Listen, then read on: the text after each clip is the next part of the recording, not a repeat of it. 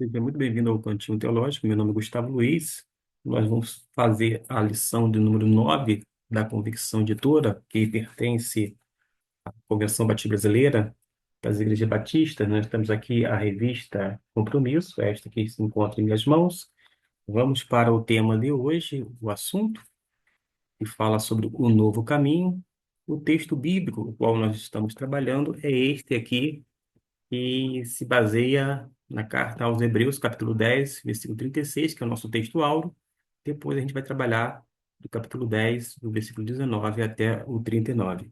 Esperamos em Deus que seja uma lição proveitosa para vocês que me acompanham e vamos ver o que nos diz a palavra de Deus no versículo de número 36. Diz assim a palavra de Deus: Porque necessitais de perseverança, para que, depois de haverdes feito a vontade de Deus, alcanceis a promessa. Observe que a gente precisa conceber a ideia de que o crente, ele deposita a sua fé na pessoa bendita de Cristo Jesus. A fé que nós depositamos em Cristo é uma fé salvífica, sim, mas também tem um outro elemento, é uma fé perseverante. A fé do crente é justamente aquela que tem uma durabilidade, uma substância, de modo que ela se mantém não apenas nos momentos fáceis, mas também difíceis da vida. E a gente sabe perfeitamente que a vida não é um mar de rosas. Porém, o próprio Jesus Cristo nos disse que nós deveríamos ter bom ânimo, porque ele venceu o mundo. E ele não nos levou enganado em hipótese alguma. Quando a gente vai agora para o capítulo 10, já no versículo 19 em diante, observe que começa dizendo: tendo, pois, ousadia, irmãos. Ou seja, significa que o convite é para ter coragem para se aproximar de Deus. Para se ter uma ideia, entre os judeus havia uma retração natural da presença da divindade. Quando um judeu se apresentava diante de um rei, que era um monarca absoluto, nunca sabia se iria ser recebido ou não. A história de Esté ilustra este fato. Ou seja, lá no capítulo 4 de Esté, a gente vai ver isto. O respeito que os judeus tinham por seu rei tinha, em medida, muito maior por seu Deus. E isto é altamente recomendável e nunca deve haver arrogância da nossa parte, nem ação irreverente no coração de um verdadeiro adorador. Quando a gente se aproxima de Deus sem arrogância e sem irreverência, mas um coração contrito, uma demonstração de humildade, sobretudo, porque Ele é Deus e nós somos os seus súditos. No versículo 19 ainda, do capítulo 10 fala assim: tendo, pois, irmãos, ousadia para entrarmos no Santíssimo Lugar pelo seu sangue. Quando fala pelo seu sangue, significa que esta confiança é alicerçada não em nossa dignidade pessoal, mas no sacrifício de Jesus. A gente adentra a presença de Deus não porque são pessoas benquistas, pessoas boas, pelo contrário, mas por causa dos méritos de Cristo Jesus e, de uma forma específica, pelo seu sacrifício feito na cruz do Calvário por cada um de nós. E ainda menciona o caminho, pelo que, deixa eu ver aqui, no versículo de número 20, pelo caminho que ele nos inaugurou, o caminho novo e vivo, através do véu, isto é, da sua carne. Note que há essa menção que, através do sacrifício de Jesus pela sua carne, porque ele morreu ali na cruz do Calvário, ele inaugurou um caminho novo. É um caminho novo, conforme o nosso tema, mas também é um caminho novo e vivo. Isso que nos diz a palavra de Deus. E é também um caminho vivo no sentido de que o seu sangue de Cristo vai propiciar, no caso, uma comunhão contínua com Deus. A gente não apenas tem uma um acesso à presença de Deus, mas nós vamos ter contínua, assim, contínuo acesso, quando não, nós vamos manter um relacionamento com o Pai. Quando fala aqui sua carne, é usado uma alegoria, na verdade, para representar o véu do tabernáculo que isolava o homem da presença de Deus. Havia lá o véu e que isolava, o homem não podia ver lá, nem ver, nem ter acesso. Aqui usa através de sua carne como uma alegoria. Quando a carne de Cristo foi rasgada na cruz, o próprio coração de Deus foi exposto aos nossos olhos. Vamos ver o que o autor nos diz aqui, já que a gente vai tratar sobre o novo caminho, os desafios e de que não há outro caminho e etc e tal. Bom, eu já iniciei falando alguma coisa sobre o novo caminho, que é o assunto do primeiro tópico. Nós temos um mediador da nova aliança. Jesus não é apenas um mediador, ele que estabeleceu a nova aliança. Deus, em Jesus, estabelece a nova aliança, de modo que nós não estamos mais debaixo da antiga aliança. Existem igrejas evangélicas no Brasil que se reportam muito ao Antigo Testamento, mas querendo manter costumes, quando não algumas coisas relacionadas àquele período, quando na verdade aquilo ali são sombras de uma realidade maior, que é justamente esse contexto do Novo Testamento, com a pessoa bendita de Cristo Jesus. De modo que, ratificando, nós estamos debaixo da antiga, digo, debaixo da nova aliança e não da antiga. E por conta disso a gente tem acesso à presença de Deus. É algo realmente que nós temos acesso e cá entre nós eu não entendo muito bem quando as pessoas falam assim, vamos adentrar na presença de Deus. Como assim adentrar na presença de Deus? Porque se, na verdade, nós já estamos diante de Deus, na presença de Deus. Desde o momento que Cristo Jesus morreu na cruz do Calvário, que o véu se rasgou, que o homem passou a ter acesso, e principalmente quando ele se converteu, ele foi regenerado, ele foi justificado pela fé, etc e tal, ele passa a estar na presença de Deus. A gente não sai da presença de Deus em hipótese alguma. Os olhos do Senhor, inclusive, estão sobre nós o tempo inteiro. E a gente, por mais que não entenda isto, não conceba direito, talvez por conta de tantas coisas relacionadas à nossa vida, corrida e etc e tal, mas a gente tem que entender que nós estamos sempre, continuamente, na presença de Deus. Logo, quando a gente vê alguém falando, vamos entrar na presença de Deus, ou até mesmo em oração, vamos entrar na presença de Deus, ora, como assim? Porventura você saiu da presença de Deus? Você não está na presença de Deus? Claro que não. Além do que, o próprio Jesus Cristo, ele disse que nós não ficaríamos órfãos, porque nós não ficaríamos sozinhos, já que ele iria enviar o Espírito Santo. E Jesus habita em nós através do seu Santo Espírito. De modo que a gente não pode dizer que nós não estamos na presença de Deus pelas razões já apresentadas.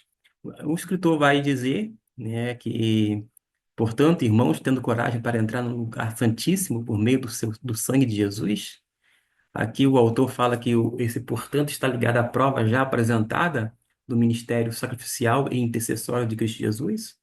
A palavra tendo, como vemos, é particípio presente na língua original, que é o grego koiné, que dá a ideia de caráter contínuo da entrada do cristão no lugar santíssimo. Como eu estava falando, a gente, se é uma ideia de continuidade, a gente não sai da presença de Deus em hipótese alguma. Embora, vez ou outra, a gente continue ouvindo algo dessa natureza, mas isso é coisa nossa, tá bom? Coisa nossa que não tem respaldo bíblico, mas a gente está aqui para ensinar a palavra de Deus, para que você tenha confiança, inclusive, na palavra de Deus e entender que ela, de fato, é a verdade. Tem aquela palavra aqui que é confiança, né? Confiança em outras versões, mais bem traduzido por coragem, ousadia ou liberdade, expressa bem a natureza do nosso privilégio. E realmente é um privilégio estar na presença de Deus o tempo inteiro, o tempo todo. Esta é a verdade. E a grande É verdade. O caminho para o Santo dos Santos é o caminho novo e de vida, é um caminho vivo, conforme eu falei aqui agora há pouco. Novo aqui traz a ideia de refrigério, regozijo, ou seja, algo que está fazendo alusão à alegria. É realmente um privilégio enorme estar na presença de Deus e se tornar a habitação dele por meio do seu Santo Espírito. Mostra que esse maravilhoso e vivo caminho se deu pela graça de Deus, que é justamente é, a, a forma de Deus lidar conosco, já que nós não merecemos, mas acabamos recebendo. Por isso, a gente fala sempre que é o favor imerecido. E, como já foi dito, foi por meio do sangue de Cristo. Ora, não tem nenhum mérito pessoal nesse sentido. É um caminho de coragem. Não há mais véu, no tabernáculo era a grossa cortina, né, que separava o Santo dos Santos da tenda exterior. Não separação intermediários, mas temos o quê? Acesso direto ao Pai por meio de Jesus Cristo, o único mediador entre Deus e os homens. E isto vai gerar o quê? Bastante alegria, regozijo, gozo na nossa vida, na nossa alma, contentamento em nosso coração, também alegria plena na nossa mente, a nossa mente fica em paz com Deus por conta dessa aproximação através do sacrifício de Cristo Jesus. Ele menciona aqui o novo e vivo caminho, que é o caminho da cruz, um caminho da renúncia, um caminho da obediência incondicional, porque Jesus foi obediente até a morte, morte de cruz. Nós devemos ser obedientes em tudo, embora nós não consigamos ser obedientes o tempo inteiro e o tempo todo por conta da nossa pecaminosidade, mas ainda assim a gente tem a presença de Deus para nos guiar, nos orientar, nos admoestar, nos instruir, enfim, nos conduzir, não apenas para a verdade, mas sobretudo para fazermos aquilo que é necessário. E neste caminho, nós somos identificados com Cristo em sua crucificação, morte e ressurreição. Ele está fazendo um comentário aqui de Romanos, capítulo 6, versículo 1 até o versículo de número 11. E vai mencionar outros textos que não está dentro da carta aos Hebreus, que fala que no Senhor Jesus somos mais do que vencedores. Mas vamos falar somente sobre o novo caminho, que vai significar o quê? Uma vida plena e segurança do amor de Deus que está em Cristo Jesus, nosso Senhor. A gente tem essas informações no tocante a esse novo caminho e vamos agora ver de uma forma sucinta sobre os desafios deste novo e vivo caminho. Mas que desafios são estes? De acordo com o versículo 21, é, e vale a pena fazer a leitura aqui, 10, versículo 21, nos diz o seguinte: E tendo um grande sacerdote sobre a casa de Deus, ou seja, firmados no grande sacerdote sobre a casa de Deus, que é quem? O Senhor Jesus Cristo.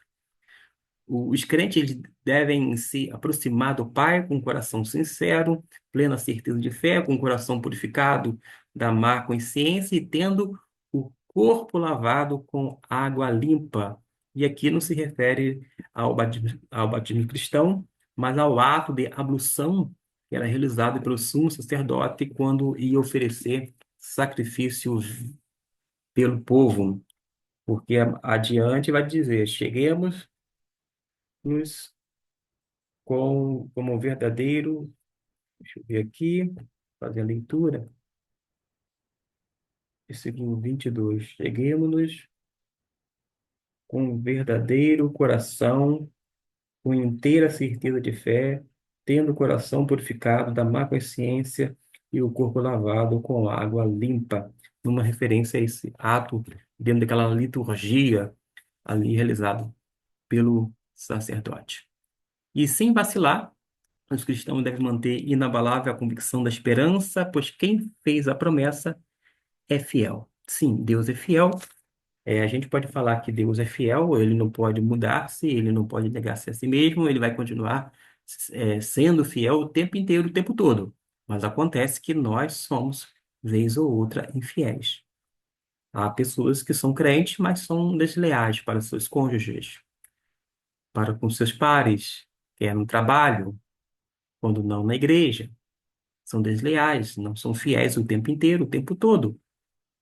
Mas Deus permanece fiel. O fato dele permanecer fiel, isso é muito importante para nós, porque mesmo apesar, apesar, né? Mesmo ou apesar da nossa infidelidade, a gente tem como recorrer ao Senhor, buscando graça, perdão, restauração, etc. e tal. A gente observa aqui que quanto mais se vê que animando uns aos outros, quanto mais se vê que o dia da vinda do Senhor se aproxima. É questão da vinda do Senhor, não só, não é apenas aqui o escritor aos Hebreus, no capítulo 10, 22, 25, ele fala justamente 22 até o 25. É porque ele fala, não abandonando a nossa congregação, como é costume de alguns, antes admoestando uns aos outros, a tanto mais quanto vedes que vai se aproximando aquele dia, numa referência à volta de Cristo. O que a gente observa, pela perspectiva do apóstolo Paulo, é que ele estava esperando a volta de Cristo para aquele seu tempo, para aquele tempo. O autor aos Hebreus fala dessa proximidade da volta de Jesus.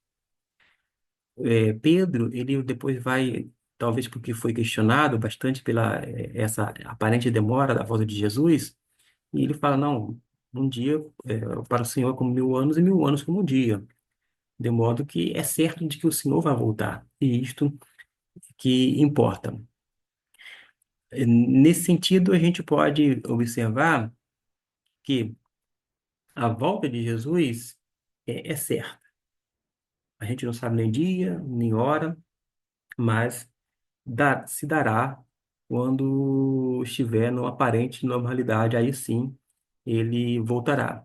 Agora, um dos requisitos para que ele possa voltar, né, quando fala possa voltar, ele pode voltar a qualquer momento, mas ele próprio estabeleceu isso.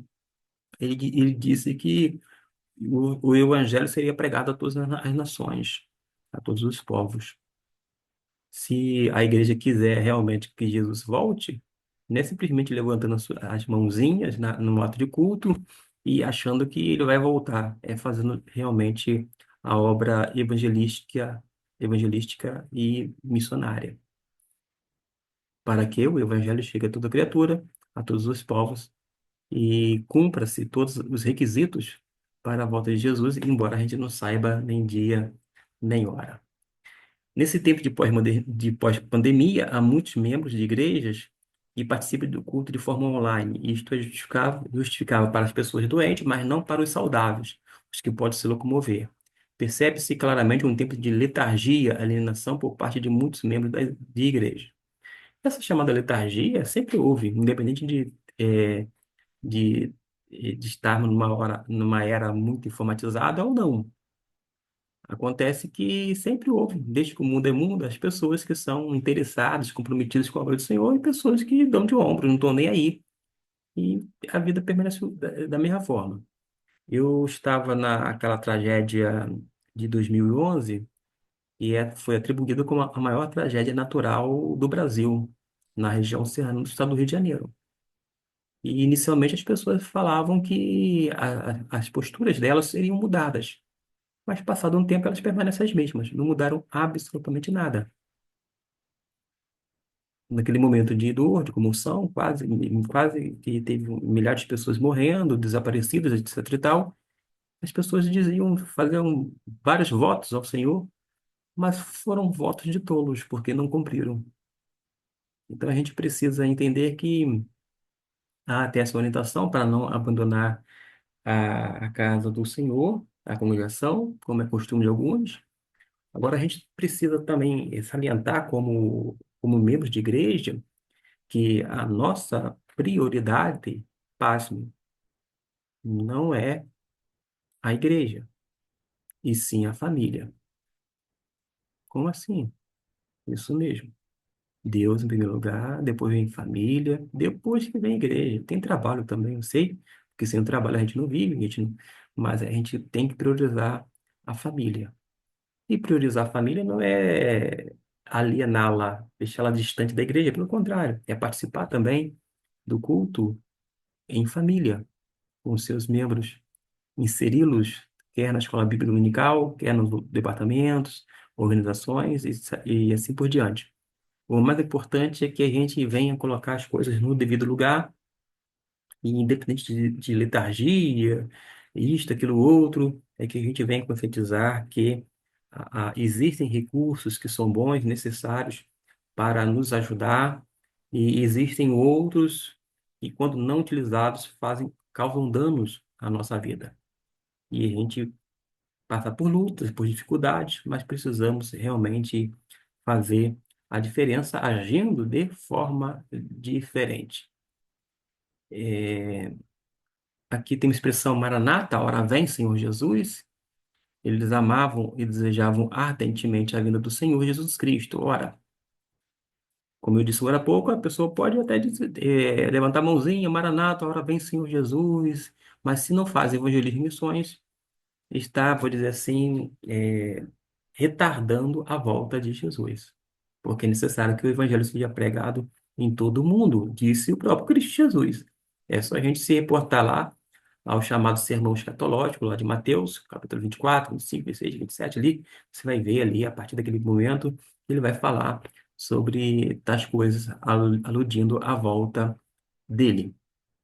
Aqui fala que os sinais estão cada vez mais claros, estamos preparados para a vinda de Cristo. Ora, se nós somos filhos da luz, nós vivemos como filhos da luz. Nós não temos nada a esconder. E se alguém perguntasse para mim, o que você faria diferente se Jesus fosse voltar daqui a uma hora? Eu faria diferente de coisa alguma. Eu continuaria fazendo a mesma coisa. Por quê? Apesar da minha finitude e imperfeição, Deus conhece meu coração, sabe que há inteireza do meu coração no tocante às coisas de Deus. Agora, nem sempre a gente pode fazer as coisas da forma como alguns desejaram, ou alguns desejos que a gente faça. Até por causa de que nós temos, além de Deus, família, trabalho, outras responsabilidades, e não podemos viver dentro da igreja o tempo todo, tudo. A gente precisa estar na sociedade, influenciando positivamente também. Agora, os sinais estão cada vez mais claros, estamos preparados para a vinda de Cristo Jesus? Ora, todo aquele que está em Cristo, em Jesus, ele automaticamente já está preparado. Ele não tem que temer nada, nem ficar ansioso pela volta de Jesus, assim, nesse sentido de uma ansiedade de uma forma negativa, digamos assim. Nada, pelo contrário. É viver de uma forma tranquila. Agora, se você não está vivendo de uma maneira correta, aí sim você precisa fazer alguns ajustes, tá bom? Vamos continuar aqui no outro tópico que fala que não há outro caminho. Realmente não há. Eu tenho uma certa dificuldade com algumas denominações que apregoam a possibilidade da perda de salvação, porque se Cristo Jesus ele abriu um novo e vivo caminho, o qual nós temos acesso direto ao Pai e permanecemos na presença dele, inclusive o Espírito Santo passa a habitar em nós permanentemente, quando você começa a ensinar que existe a possibilidade da perda de salvação, você está insinuando de que o sacrifício de Jesus não foi eficaz e não foi suficiente para garantir a salvação de uma forma plena ou completa. Isto é colocar a salvação e, por tabela, as obras como se fosse um carro-chefe, como se as obras humanas pudessem salvar o homem.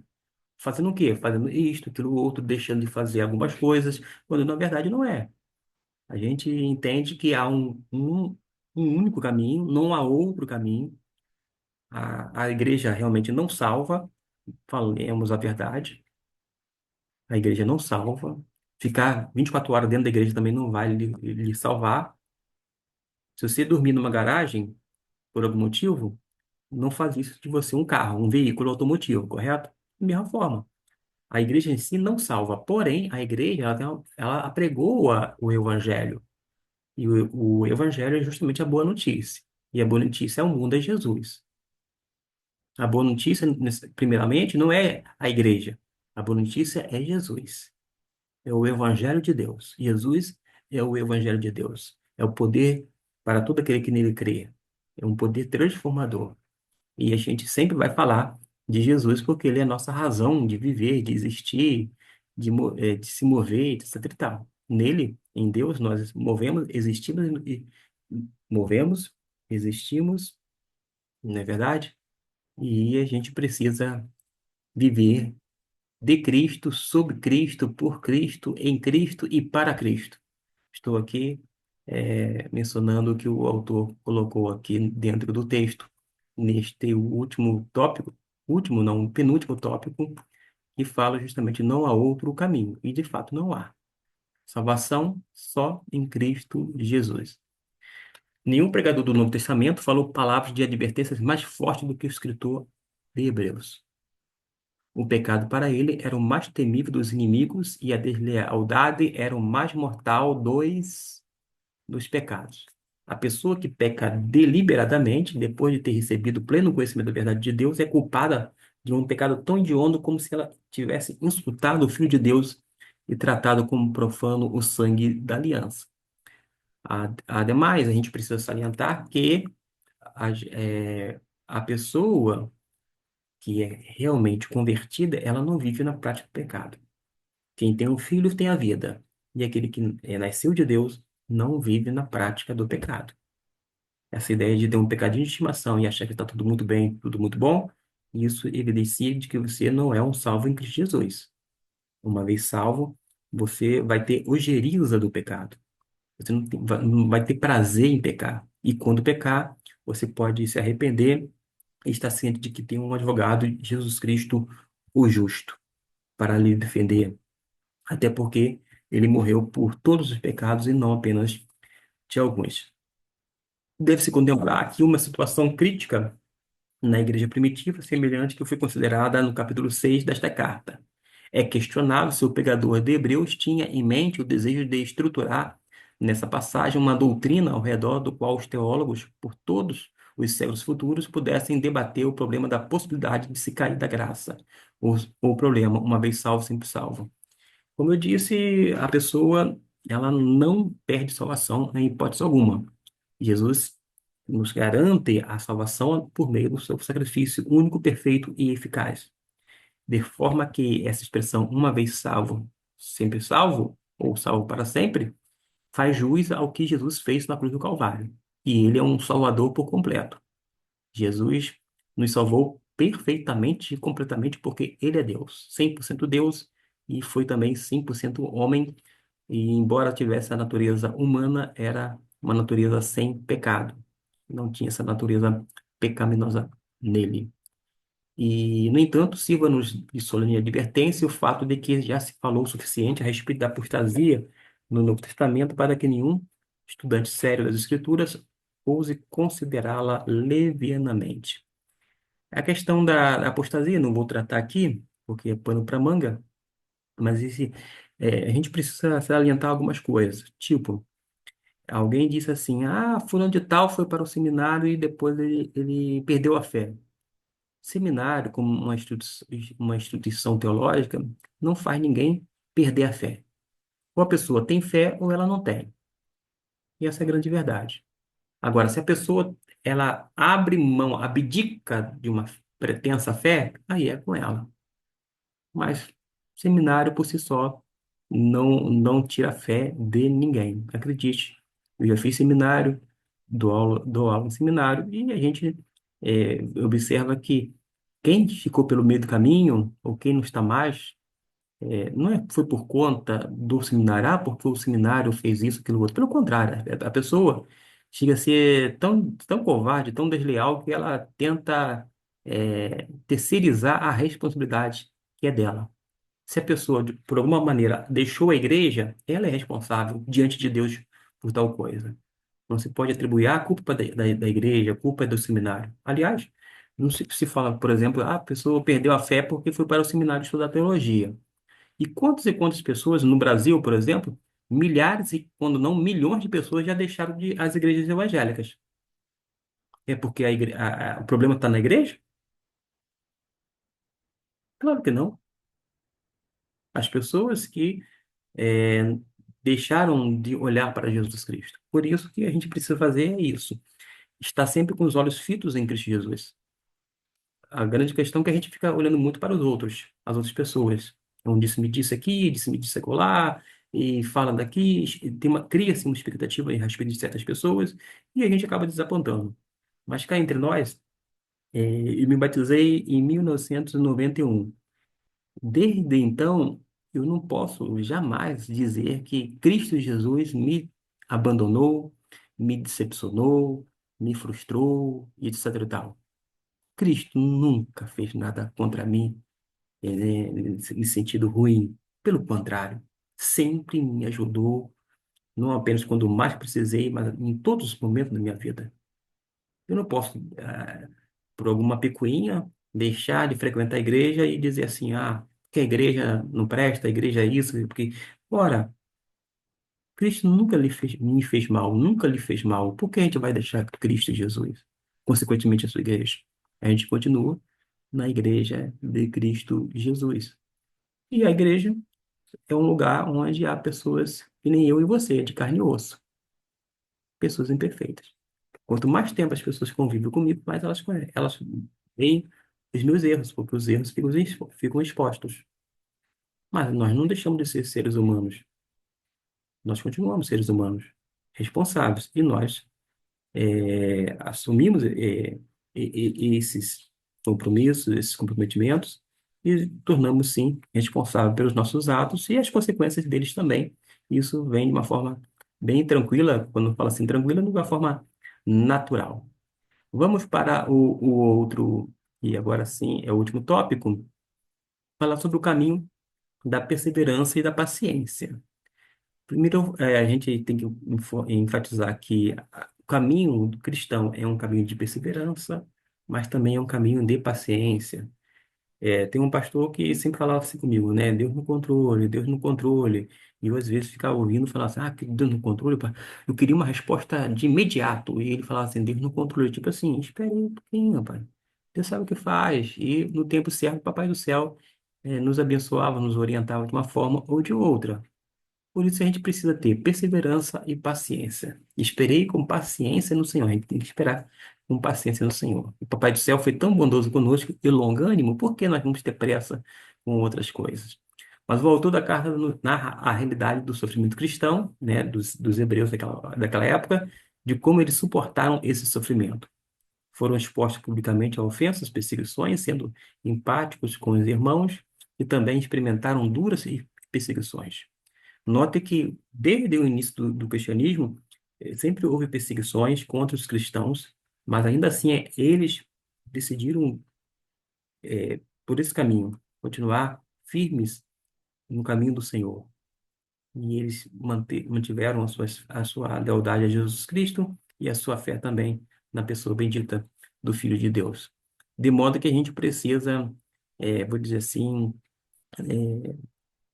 pegar essas pessoas como referências para a nossa vida, porque temos muito que aprender com eles, porque em meio a dificuldades eles ficaram ali firmes. E nós muitas vezes temos muitas coisas a nosso favor, tudo seguindo de forma muito natural, fluxo, e de repente deixamos muito a desejar nesse quesito. Um dos versículos 35 a 39, o escritor aos Hebreus exorta os irmãos a terem confiança no Senhor, pois ela traz a grande recompensa. Além disso, o autor declara que a igreja necessita de perseverança para alcançar a promessa depois de ter feito a vontade de Deus. E em seguida vai falar da vinda de Cristo dentro em breve e da necessidade de viver pela fé, pois esta agrada a Deus. Quando fala que o justo não pode recuar, pois, se o fizer, o Senhor não terá prazer nele, mas observe que o autor vai deixar claro que nós não somos daqueles que recuam para a destruição, mas sim dos que vivem pela fé para a preservação da vida. De modo que o justo vive pela fé e é uma fé perseverante. É uma fé bendita na pessoa de Cristo Jesus. Tem aqui ainda falando sobre os crentes hebreus, que são exemplos de fé, de confiança, perseverança, compaixão no meio do sofrimento. E tem uma pergunta: as nossas atitudes e nossos atos seriam os mesmos hoje? É uma pergunta que eu tenho que responder para mim mesmo e diante de Deus como testemunha, e para você, e você tem que também oferecer uma resposta. Qual seria a nossa reação se sofrêssemos perseguições, insultos, calúnias e apropriação indevida de nossos bens? Isto porque alguns crentes tinham seus bens confiscados por conta da sua fé. Que cada um atente para que o Senhor Jesus nos ensinou em Mateus capítulo 5, versículo 11 e 12. Mas vale a pena eu fazer a leitura antes de terminar, porque lá em Mateus capítulo 5, nesse versículo 11 e 12, vai dizer o seguinte: Bem-aventurados sois vós quando vos injuriarem, perseguirem e mentindo disserem todo mal por vós, contra vós por minha causa, disse Jesus. E no verso 12: Alegrai-vos e exultai, porque grande é o vosso galardão nos céus, porque assim perseguiram aos profetas que vieram antes de vós. Em resumo, se você é um cristão autêntico, desde que se converteu, pode esperar por perseguição. Mas isso faz de você um bem-aventurado, porque você está sofrendo por causa de Cristo, não por causa dos seus erros. Agora, a coisa triste é sofrer por causa dos erros.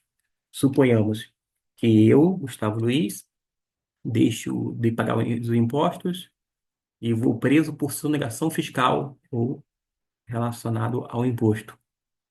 Eu sou penalizado. Que coisa triste, né? Que vergonhoso, né? Ou ainda, eu sou preso porque eu sou perseguido por conta de alguns desatinos nas redes sociais, falando um monte de desinformação, um monte de fake news, um monte de mentiras, e achando que eu estou usando é, o pleno exercício da liberdade de expressão. Ora, a liberdade de expressão tem limite. Eu não posso, em nome da liberdade de expressão, cometer um crime ou dizer algo que seja imoral. Tem coisa que não é nem legal, mas não é moral. E se não é moral, a gente não tem que fazer. De qualquer forma, a perseguição estava, vou dizer assim, prevista na vida de todo aquele que é nascido de Deus, mas nós podemos aplicar aqui a vida, e já finalizando, para aplicar a vida, tem se dado devido valor ao caminho de Jesus, ao novo caminho que Jesus preparou por meio do seu sacrifício na cruz por nós? É outra pergunta que nós temos que responder. Temos percorrido solenemente o novo e vivo caminho, no caminho da comunhão íntima com Deus e do testemunho fidedigno do Evangelho da Graça? É uma outra pergunta que nós temos que fazer. Já finalizando aqui a nossa gravação, sabemos que Jesus Cristo é o único caminho que leva o homem a Deus. Estamos comprometidos com a pregação desta verdade ao mundo? E eu vou deixar aqui a conclusão para que vocês possam, daqui a pouco, pausar e ler, uma vez que eu estou projetando para que você tenha, então, esta conclusão, a fim de fazer a leitura e, quem sabe, usá-lo para meditação. Deus abençoe e até o nosso próximo vídeo.